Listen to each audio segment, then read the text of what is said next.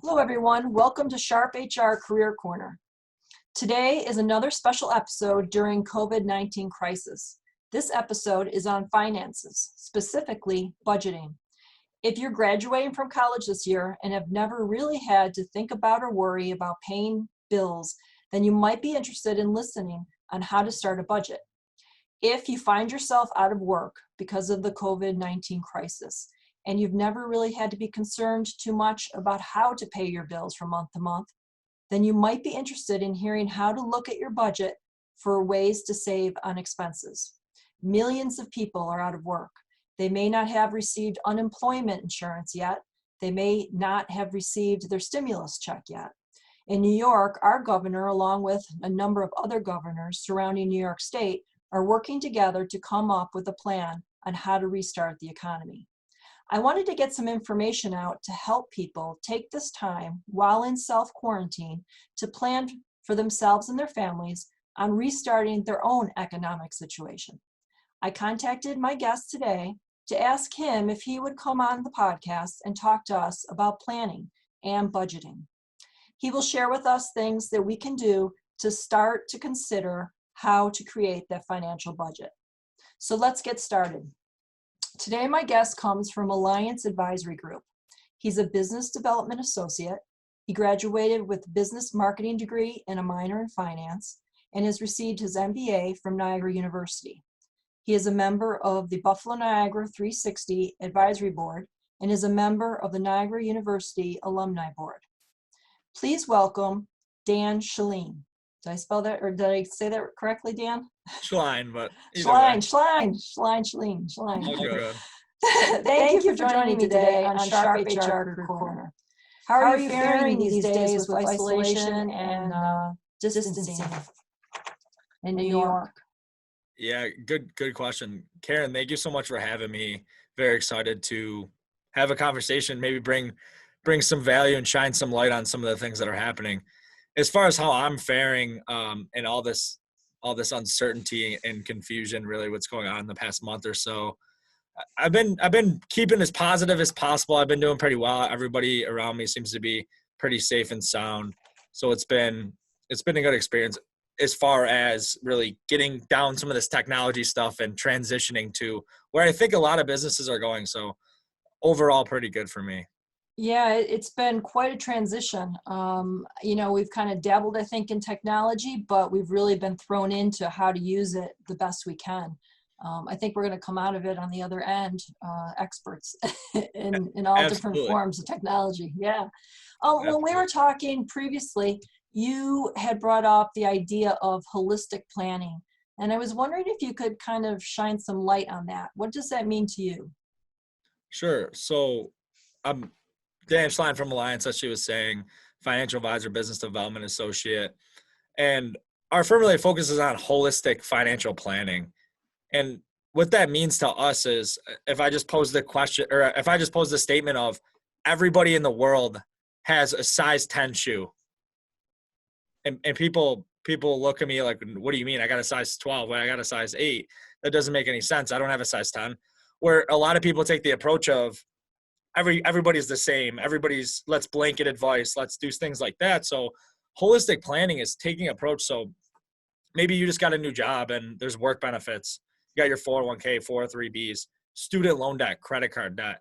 There's how much do I save? Where do I invest? There's maybe I had a kid. Do I get life insurance? Do I do college planning? How do we really make sense of all that and look at that as a big picture? Because everybody's different in their own ways and everybody has different situations and decisions to make. So I don't care if you're 35 and you have a family and you have a kid that's 2 and you have the same friend that is 35 and has a kid that's 2, doesn't mean your situation's the same at all. So looking at everything really from like a 30,000 foot view and just to say, okay, how should we approach money? But then also diving in and saying, okay, every decision for this person is going to be a little bit different for somebody else. So having that really catered approach to look at money brings a lot of value to that certain situation when instead of maybe reading something online and saying, okay, cool, this is what I should do. We really want to dive in and understand the picture of somebody's scope and saying, okay, today I could be jobless having trouble doing this, or today maybe I'm an essential employee and I'm working extra and I got extra money coming in. So everybody's situation is different. And that holistic planning is how do we approach that? Okay. And I guess you would probably say that many times people can be very emotional about their finances and the decisions that they make within their finances, just based on the emotions that they're feeling at the time. And right now with the crisis, there's a lot of emotion Sure. going on. Yeah, absolutely. The emotional state of people right now is not great in a lot of certain situations. And when we talk around emotion and money, so I always say to people, money is math and science, and logically it is. I could prove to you why this would be better than this based on numbers, sure. But what happens there is what we have to realize is money is really emotional. So I just was talking to my sister, and she actually just got a puppy. Oh. And in this circumstance, it really wasn't that expensive. It was maybe a good decision for all that good stuff. But if I was like, hey, financially, probably not a good idea to get that puppy. The math and sciences behind it says that you don't have enough money, you're not saving enough, you're not doing this. This is just an example. It's nothing to do with her. But in general, if I was said, you can't buy a puppy because it says you can't, like the math and sciences says no. Emotionally, you're like, what? I want that puppy. Do you see that puppy? Oh, here's a picture, like all this stuff. And that's one example. And another example from that is like vacationing. If I think my favorite place in the world would be Las Vegas, I really want to go. It's one of the most expensive places to go on vacation because everything that you do there could be very expensive. Okay, I want to go. Just because you go and put it on the credit card doesn't mean the maths and sciences behind the money said that you should probably go. So the point there is money is emotional to everybody. I can't just say, hey, you should do this. This is it. I got to really build trust in that person to say, just based on the situation, it might make more sense to go this way than this way. But laying out those options will give people the ability and the confidence to make those decisions for themselves. And there's probably a lot of fear right now with emotion and Good. how to pay those bills. But I do think even for somebody who is pretty good organizer, pretty good budgeter, during these times when you don't know if there's going to be money coming in or which bills to pay first, the emotion can kind of get in the way of making those sound decisions. I find that when we were talking and you sent me your template on budgeting, when I look at that and you actually plug in the numbers, you don't realize on a day-to-day basis how you spend money. You know, you might spend a few bucks every day, but when you count that week or the month, how much you've actually put into one area, it looks so much easier when you see it black and white in a spreadsheet Sure. than when you're just spending money, when you're just, going about your day and your week and your month. It doesn't seem like that much in a day, but at the end of the month, it really is. So I think that maybe one of the best ways if you feel like you are emotionally making decisions by putting it down on paper, you can kind of see some things that you might Sure. not actually see in other ways. So if I can, I would like to share the document that you have for budgeting, so that when we're talking about this, you can maybe specialize in there. Let me just find it really quickly if I can, hopefully. Yeah. There we go. Okay, so can you see that? I can't yet. No.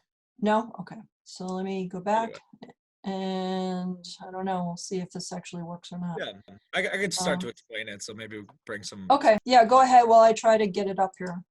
Yeah. What I shared with Karen, which you guys are going to see in a second, is something that I use with clients, friends, family, really just help them budgeting as far as, okay, what are some, there we go. I could see it now. Perfect. Okay. So whether you want to do it on an Excel spreadsheet, whether you want to do it in a system or you want to do it written and you want to print it out and do it, either way you can, it's as easy as really just printing it out and doing it. There's this file here that I think we're going to attach. Are we going to attach this for people? Yeah, we'll have it for them to use if they want to. Awesome. So yeah, it'll at least give you guys a tool if you need it, or you can make your own and you can get creative. You can look them up. This is a pretty simple tool for you. But all this is showing, just quickly, guys, is what do we really have to spend money on? And right now, some of those things might be like rent, mortgage, utilities. Some of those things might be like the auto payment, some of the insurances, things like that. And then those are have tos. Those are every month. Maybe right now there's some postponements. Maybe there's some of that. But at the end of the day, you're gonna have to pay it in some way. Mm-hmm. Then, okay, what are some things that maybe we don't have to pay for, but we like to pay for? So like food, for example, you can't really survive without going grocery shopping or ordering out, things like that. There's some other payments that you could postpone a little bit, but you pretty much there. That's different things. Like there's a laundry list of those things, like laundry detergent and this, that, the other thing there. So what we really want to do is dive into that. And I think really from a budgeting standpoint, I don't care what situation you're in, whether it's like how to really dive into this stuff and have to find $1 or $2 to survive, or it's how do I get more efficient and know I have to pay for this and the rest is mine to have some fun with or save or do all that other stuff. So the word budget is, I think it's more of a negative word. I try to use with my clients and people's spending plan. That sounds like, okay, how do we actually spend this amount of money that we feel good about what we're doing with the rest? So a little bit of a different story. Either way, to start really identifying some of these things and saying, okay, it's we're mid quarantine here. We're a month in, and some things I haven't really had too much of since we've started. And one example is my nitro cold brews at Starbucks.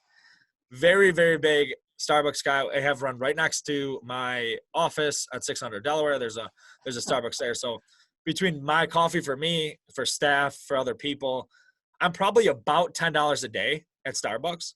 So today I think I've had one since this started. So let's just count that. That's $50 a week I'm recapturing in Starbucks payments. What are some other things? Maybe personal training at the gym. That's something that my trainer, Chris Camerata, very, very awesome guy, has helped me so many ways from a personal training standpoint. But right now that's $50 a week I'm not spending on his training and things like that. He's still helping me out, which is great. But that's another recapture of dollars today. Mm-hmm. Whether it's there's multiple other things, dining out, really. Maybe this is the time you could take that passion of cooking and you cook a little bit more. Maybe it's the time where you identify whether it's Sirius Radio or other things that you're not spending money on, recapturing some of those dollars. Because I'm not out with the friends on the weekend these days. I'm not doing a certain amount of things that I used to. So how do we get efficient around those dollars and start repositioning them, one, to maybe survive, or two, to really start building some of that nest egg, some of that savings, and getting efficient around some of that today. So really big tool, budgeting in general. I don't care if you're struggling or you're doing great. I think budgeting is a huge tool to help anybody at any stage. Is there a percentage that you should consider saving, either per check, per month, on a regular basis? Sure. That's a really good question. And through our process, we identified that 15 to 20% of gross savings we want to see somewhere on your balance sheet. So what I mean by that is we want to see money that you have access to, and we want to make sure you're saving the right amount. So today, that might just be, if let's say that 20% to you is $1,000 a month, and today you're saving none. I'm not going to say, how do we get from 0 to 1,000? Yeah. It's how do we get from 0 to maybe 2%? How do we get to 5? How do we get to 8? And really help people, work with people on not only this stuff, but identifying where other flows of money are going and how do we recapture some of those dollars, whether it's through paying down debt really efficiently, whether it's through repurposing other dollars, whether it's through refinancing and things like that. So a lot of tips and tricks to do that. But if you can get to that ideal 20% savings rate, you will put yourself in such an unbelievable position financially to have such a runway into retirement. And then when you're in retirement, how you can utilize those dollars are a whole different story. But put yourself in such a confident and clarity position to really just make such great decisions for yourself. Is it still recommended to have 8 months of money saved to live on if you needed to? Is 8 months still the norm, Sure. So or? a lot of what you guys will hear is like three months, 3 to 6 months, things like that. And as you're seeing, and 8 months is more in the ballpark of what I coach, and even higher than that. A reason being is I didn't foresee, my team didn't foresee this pandemic in any way. But what we did foresee is we know the market goes up, we know the market goes down. What we did Mhm. foresee is things happen from a job loss statement from our standpoint, from maybe something happens and you can't work anymore, from maybe a disability standpoint, maybe there's a death in the family. There's so many things that can happen, as well as opportunities. Like, those are the negatives. Let's talk about if your friend's opening that new company and you really want to help out and you really want to make an impact in that company, and a wedding, buying a new house, opportunities like that. So whether it's negative or positive in that standpoint, we want to make sure we can live through the ups and downs here. So I get 8 months is on the lower side. I say, let's get as close to a year in somewhere liquid on your balance sheet as possible. Because as we do that, whether something happens negatively or positively, it puts yourself in a pretty good position, depending on, Okay. that's a really good rule of thumb, but depending on some of the other planning you're doing as well. Okay. And, you know, I've heard the words good debt and bad debt. Can you kind of tell us the difference between those two types of debt? Sure. So it's somewhere in our process, we say how to live debt free and living debt free. And those are great words. I wish everybody came to me and said, hey, I don't have any debt. Where do we put the money? Let's invest. Let's do this. But realistically, today, no matter during this pandemic or just in general, guess what's really high? Student loan debt, credit Mm-hmm. card debt. Maybe there's some other debt that isn't that great. So when I say the difference between good and bad debt, all debt sucks, guys. Let's just be real here. I don't like debt as much as the next person does. And realistically, I wish everybody was debt free. And I'm getting to the point where I'm almost there, just based on some of the other things that I'm doing, which is great. What I mean by good and bad debt here is, so student loan debt is an example. Is student loan debt, you didn't say like, hey, I'm a poor planner because I don't have enough money to put myself through college there, or your parents didn't have, like, all that thing. That doesn't really matter. Student loan debt is because you went to school and you got educated. That's awesome. Maybe it's 10 grand up to hundreds of thousands of dollars because you went back to school. Maybe you got further education, whatever it is. That's good debt, because if you just get efficient around planning to pay that off, and you make sure you're not accumulating huge interest rates and things like that, that will be paid off eventually. That will be okay. That's something that people love to just throw as much money at as possible. And sometimes that's not the best situation for them. Another thing, let's go to the bad debt side. So actually, let's stay on the good debt side for a little bit. A mortgage. You're buying a house. That's an asset. As you pay your mortgage down, that grows that asset. That gets you to the place where you almost own more and more equity in your home, which is a whole nother thing for when you want to tap into that, or when you maybe want to sell the house for a good premium, whatever it is. That's good debt as well. Just looking at analyzing that and saying, maybe I should do the 30-year mortgage over the 15 so I have more cash flow. Or does the 15 make more sense? I don't know. It just depends on your situation. From a bad debt standpoint, I always make the example of credit cards. Credit card debt, when you're seeing 25, 28, 30% interest rates, that's tough. That's really Yeah. tough to beat. So when you're like, okay, I gotta save, but I have to pay down all this debt. So I want to pay down the debt, pay down the debt, pay down the debt. What I see on a day-to-day situation is people are paying their credit cards and student loans and all this debt. And something I teach my clients is pay yourself first, which is a whole nother concept here.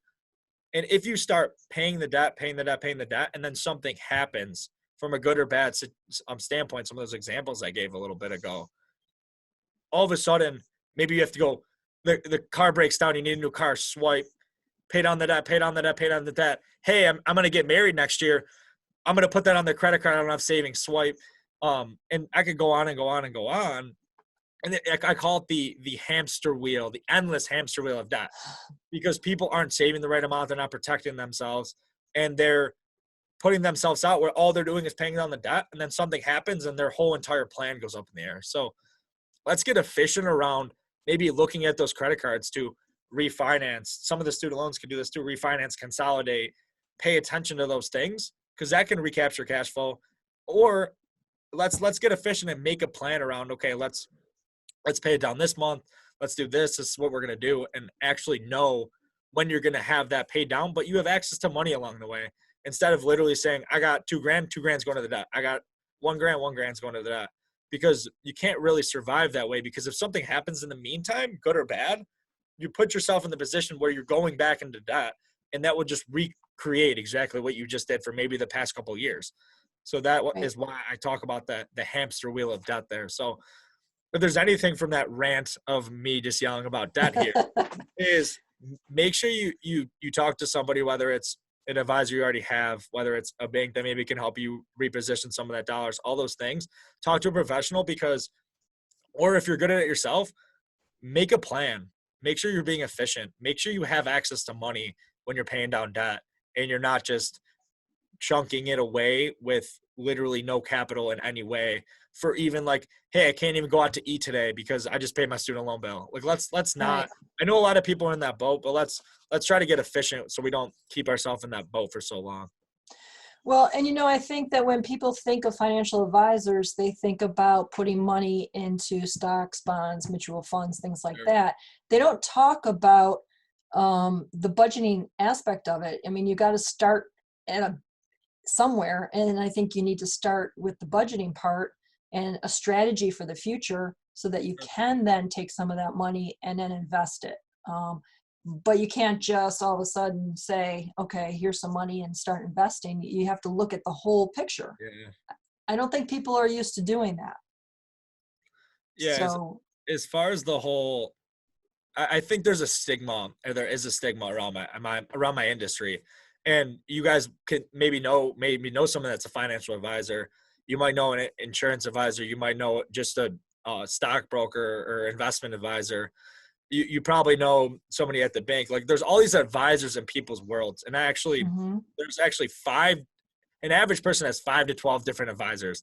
And I usually draw this out, but I won't do that right now, where I just named a bunch of them. Maybe we add like Uncle Bill's giving you advice on stocks and bonds. Maybe we add your property and casualty person, your CPA, this endless whirlwind of people that I asked in a meeting when I go over it. I said, when is the last time those people sat in the same room, all 5 to 12 of those people, and had a board of directors meeting for you as the client? Everybody looks at me like, what? And the answer is never. Because what happens is I have my dad's a CPA, so I'll give an example of a CPA. A lot of what CPAs do is they talk about taxes, right? Saving you money on taxes, being really efficient around taxes, tax, because that's what they do. That's their job. Usually the number one thing they do is to save you taxes for today. They want to save you taxes on 2020's tax return. They want to make sure you're as efficient as possible today. And of course, they're looking at the long term and all that stuff, but that's their job. So, for example, if you look and you're saving money on taxes, then someone else is like, well, why don't you maybe pay the taxes over here? And an investment advisor's like, put all your money to an investment strategy. Your insurance guy's like, you got to get life insurance. What are you doing? And all these people. So where's like really the maths and sciences behind all these opinions? And it's not saying those people are doing wrong by you or any way.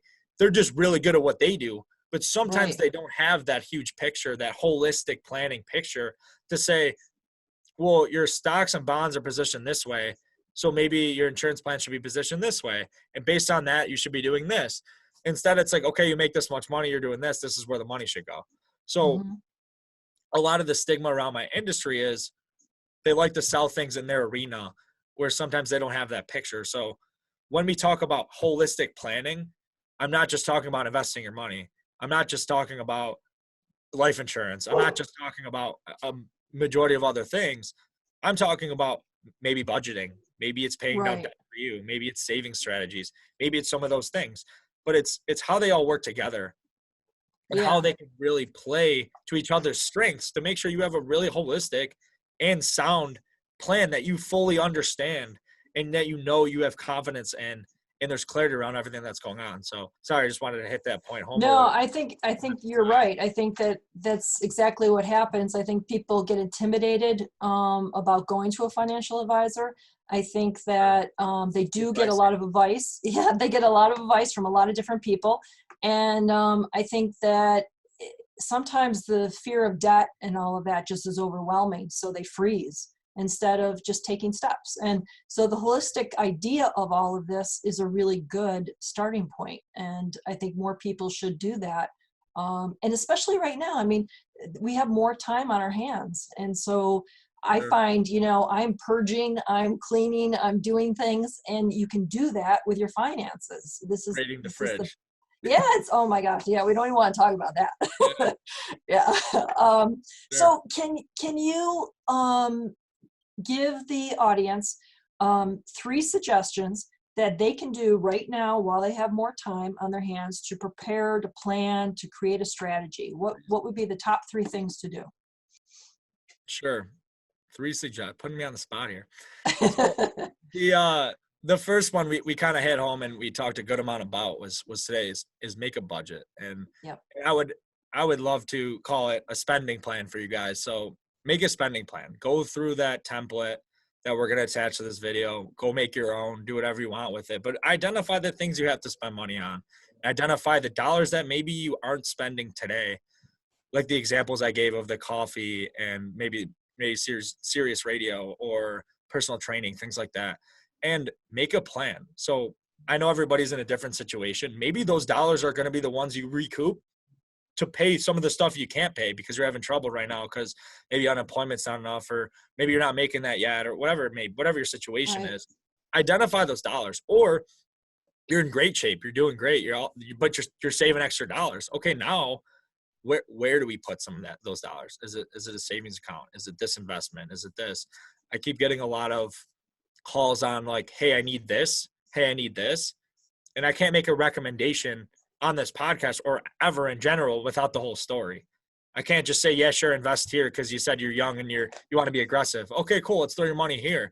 I can't do that. So really have more of a picture of what your budget looks like. And then from there, maybe seek somebody out, an advisor or somebody to where the best places to put money are. Right.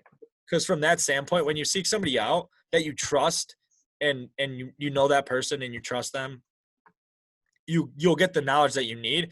Instead of you can look up something and you'll find 100,000 good things about it and 100,000 bad things about it. Any strategy, I don't care if you type in 401k, what's good about a 401k, what's bad about a 401k. You can name any product, life insurance, investments, whatever it may be, and you'll get all those pros and cons. So make sure you seek someone that you trust. But number one, I would say is budgeting. Number 2 could be somewhere in the range of, maybe we'll make it 4 things, is seek somebody that you trust to really start diving into that. And if you guys want to do a budget with me, I'm not going to charge you a fee. I'm not going to sell you anything. I'll help you walk through that. Maybe identify some things you didn't think about. Perfectly fine with that. That we could do that for 15 minutes. It'd be great. Number 2, really creating savings habits. And what I mean by that is, okay, we just identified some extra dollars and now we're maybe seeking somebody out, or we're just thinking in ourselves, like, where do we put some of those dollars? And having a plan to save that money, paying yourself first, feeling really comfortable and confident around where that dollars are going, putting yourself in very, very positive position to make those decisions. And then I would say on that front, now we're saving. How do we pay off the debt? If there's debt, are we getting efficient around that? And the last thing I'll say is making that strategy of we're budgeting, we're feeling good, we're saving. And then let's make a plan on if that's the real concern here to the people listening. Maybe you're coming out of school with student loans. You mentioned the students coming into this. Maybe you're in great position and you're furloughed, you lost your job, whatever it is. Make sure you have that time to position yourself where you know exactly when you're going to be able to pay that debt down. Have that plan. So whether it's crunching the numbers with somebody that you know and trust to help you do that, whether it's consolidating, refinancing, things like that around that debt, if that's your number one concern, get efficient around it. Don't just randomly, aimlessly throw dollars at it. I see that on a day-to-day and say, I just got a $2,000 refund for my taxes. I'm putting 2,000 of that to my debt. And I look at it all and I'm like, what? Sometimes great. That's the move. That's it. That's perfect. Other times I'm like, did you just like, I just felt like it. I don't know. So get a plan, get really clear. If you know exactly what you're spending money on, you know exactly how much you're saving, you know exactly where you're putting the debt, you know how good that feels? You know Yeah. how much confidence and clarity you have in your decisions? You know when you Hmm. buy that extra meal, you buy your significant other an awesome gift, you do all that stuff and you feel amazing about it because you address the things you needed to address and you have the confidence and the clarity and the security to make those decisions and feel unbelievable about it. So having all those things really for our clients, for friends, family, for people in general, those things I described is what's called financial balance. That's when you're financially free and you're balanced and you're feeling amazing. And there's a lot of differences there, but make sure you put yourself in the position to feel awesome about everything. And sometimes it's a reality check of, this isn't a tomorrow thing. I don't meet with clients and say, tomorrow we're good to go. We did everything we needed. This is an ongoing relationship and an ongoing education process for those people to make sure that they're like slowly getting better and getting better. I'm not going to say, let's pay off your debt and let's get saving and we're good to go. But maybe in a couple of years we are. Maybe you see the light of, I said 5 years you could do this, or I said 2 years, I said next year, I said tomorrow. And you're Yeah. just like, wow, really? I could do that? And I show you how? Unbelievable. Yeah, So that is. get that confidence, get that clarity. And I really don't care if it's me or someone you trust or someone from another agency. It doesn't really matter. But I want everybody in this world, in this country, in this area, mostly my community, but in general, for everybody just to feel really good about it. So if you have any other specific questions, would love to have a conversation. Maybe I can shine some light. Maybe I can introduce you to somebody else.